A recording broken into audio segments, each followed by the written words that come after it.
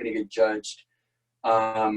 Okay, so from there, my hand is under the scapula. This is, we'll show a lot more in depth. I'll probably change the camera angle next time.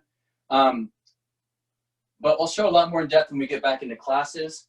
And I'm just providing a counterweight to the shoulder so I can dig my hand under the scapula. And then I'm just leaning back. I have points of contact, including her arm here. I have one hand behind the scapula just where you can dig in underneath between the spine and scapula, more towards the scapula.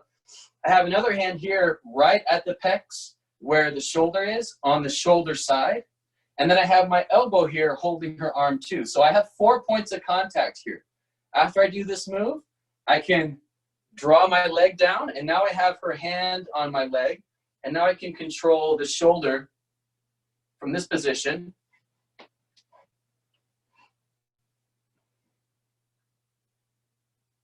So now I have my client's arm brought this way so that I can address the pec muscles and do a little stretching in here.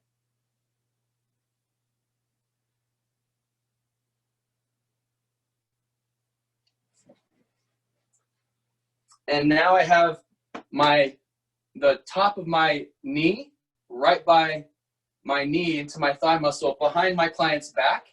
And I can draw this arm this way to do a pectoral stretch.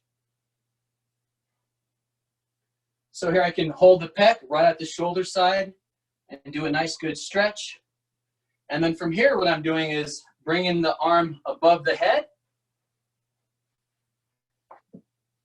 And I'm going to support the arm with my arm.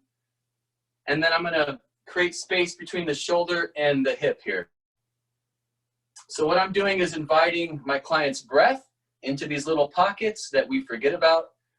Also, gravity is always pulling us down, weighing us down, and our arms load really strong into here and lose flexibility. So what we want is to create this side stretch so that we collectively release pressure in the spine. If both of your sides are crimped down really tight, then collectively your spine is compressed. If you stretch both sides, left and right, then you get this relief at the sternum. And that's what we're looking for here, to release this flexion pattern and get a little bit more of a sternal expression, the head balanced over the sternum. So you can look at the myofascial charts, and those are all mooring lines. Those are mooring lines that adjust the tension on muscles, on nerves, on blood flow, based on the physical input. Sometimes it's just gravity that we're inputting and absorbing into our cells. Sometimes it's a car accident that we have to absorb a lot of trauma all at once and heal over time.